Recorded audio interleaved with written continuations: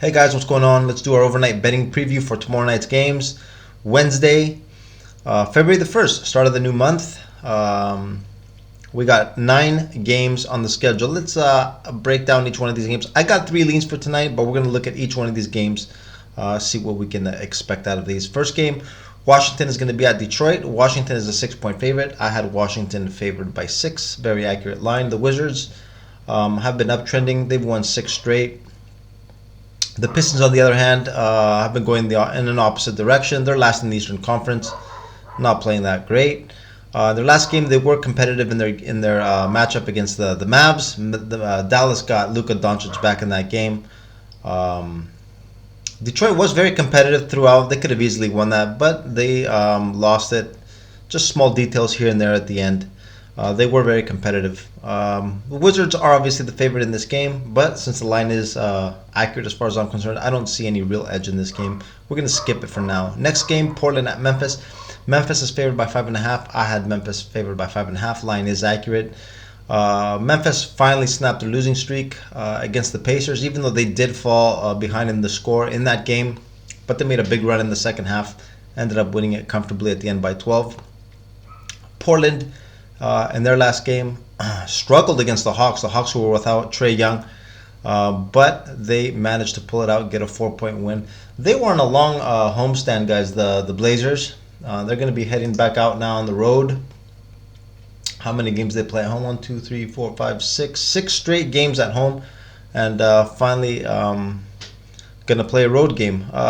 They did start the season very well on the road, guys. If I'm not mistaken, they started out like something like 6-1, but ever since then, haven't been too hot on the road. This line is accurate. Memphis might get Desmond Bane back. He is listed as questionable. Memphis, obviously the favorite in this game. Accurate line. No, I don't see any real edge in this game for us to lean either way. Next game, Orlando at Philly. Philly is favored by 9. I had Philly favored by 8.5. These two teams also played the day before yesterday. Same team, same arena. Philadelphia got up big in that game, but Orlando made a huge run in the second half. Ended up pulling out a big win, a 10-point win in the first matchup between these two teams. The line is pretty accurate as far as I can see. But guys, in a situation like this, I know for sure that this does look like a bounce back game for the Sixers. Usually, I like to go with the team that ended up winning the first game. This is going to be actually one of my leans, Orlando. I'm going to be looking to take the points again. I expect them to be right back up there competitive once again. Possibly, you never know. Maybe even get another back-to-back win. At least make life difficult for the Sixers. This is going to be one of my leans for tomorrow, Orlando and the +9. Next game, Brooklyn at Boston. Boston is favored by 8.5. I had Boston favored by 7.5. Line is a point higher than what I had estimated. The Celtics, we all know in their last game, that controversial game against the Lakers with that late non-call with LeBron James. Celtics were lucky to come away with that game. Jaylen Brown was big late in the game over there. He made some big plays, and in overtime, Celtics got a nice win. Undeserved in my opinion, but they got it. The W is what counts at the end. The Nets also in their last game had a nice win against the Lakers. The Lakers were without Anthony Davis and LeBron James, but it didn't stop them. They didn't feel sorry for the Lakers. They took care of business in that game. They've won a couple straight. Kyrie Irving has been balling, guys, scoring at a very, very high clip. And he got a lot of help from the rest of the guys. They were playing without Ben Simmons. Didn't matter. Nets are uptrending. This line is a point higher than what I had estimated. I do believe that the +8.5 for Brooklyn will draw a lot of public money, but this line is fairly accurate. Can't say I can really trust the Celtics, even though they are the favorite. Chances are, in my opinion, that the Celtics could probably come away with this game, possibly cover the spread. It's not one of my leans though for tomorrow, but I will be keeping an eye on it. Next game, Sacramento at San Antonio. Sacramento's a 7.5-point favorite against the Spurs. I had Sacramento favored by 6.5. Sacramento got a split in their little 2-game mini series against the Timberwolves. Lost the first game. It was the first game of their road trip. In the second one, they got it, even though it was a lot closer than the final score showed us at the end of that game. But they pulled it off, got the W. The Spurs, we know, have been downtrending. One of the worst teams in the league, one of the worst in the Western Conference. They are just 14 and 37 on the season. They've lost 6 straight. Even though they have shown signs of competitiveness, they just can't finish out the games. I'm not even sure that they're really interested in winning too many ball games either. The 7.5-point line is a point higher than what I had estimated. If the Kings take this game seriously, they could easily cover the spread, run away with it. But I will also, more likely than not, will not be involved in this game. Next game, Golden State at Minnesota. Golden State is favored by 3 on the road. I had Golden State favored by 2. This is a point higher than what I had estimated. The Timberwolves have been uptrending generally. They have been playing very good basketball. On the injury report, I see that Rudy Gobert is listed as questionable for tomorrow. He's listed as questionable in each of their last 4 or 5 games or so. He's played in pretty much all of them. Golden State got a nice win in OKC in their last game. We know they're not that strong on the road, but they did get a nice win. They got up huge early in that game, but Oklahoma City made a nice run at the end. The Warriors managed to hold them off, a win, and cover that spread. They are the favorites in this game. Minnesota is always a tough outfit at home. No lean in this game, even though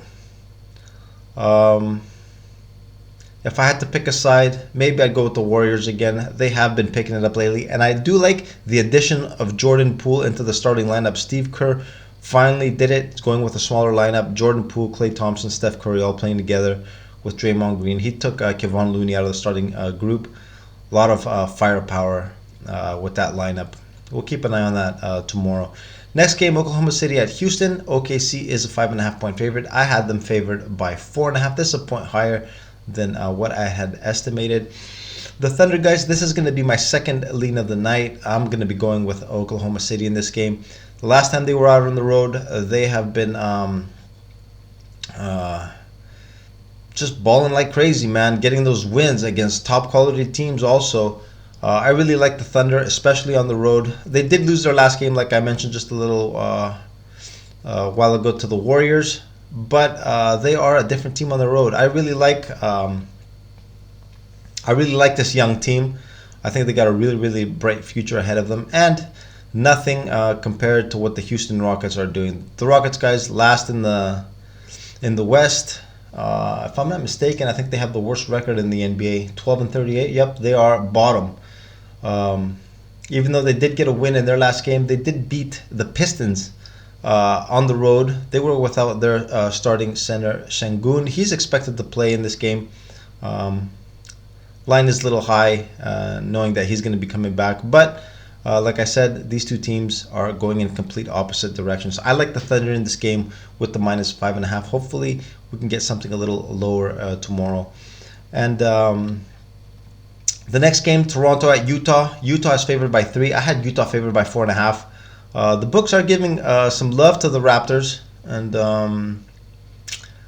they are a 1.5 lower this line than what I had estimated. The Jazz have been quietly going about their business. They are 26-26 on the season, 9th in the West. Nothing really that great. Nothing really worth mentioning over there. But they are very good at home, guys. They are 17-9. They do have a very good home record.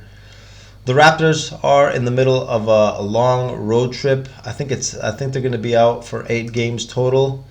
This might be the 5th game, if I'm not mistaken. It's the 5th game of an 8-game road trip. We hear a bunch of names from their roster being mentioned in the trade rumors. I talk about this every time I talk about this team. But they are still getting the respect from the books. They are a good team. They still have very, very good players. The only problem with the Raptors is you never know what you're going to get with them. They are kind of an inconsistent group.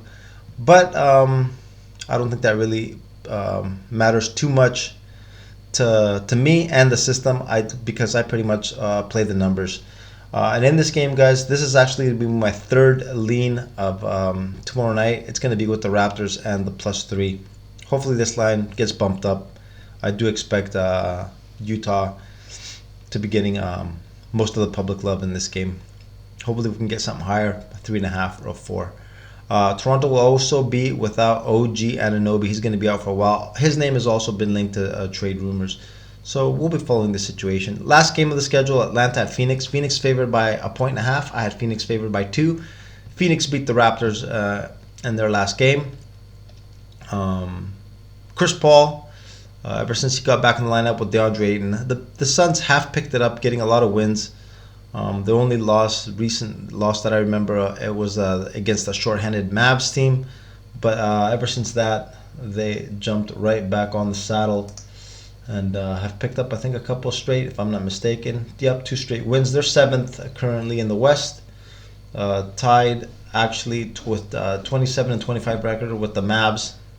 They're all chasing the 6th spot in the automatic bid in the playoffs. The Hawks were in Portland in their last game. Very, very competitive. They only lost that game by 4. DeJounte Murray had a huge game. They were without Trae Young.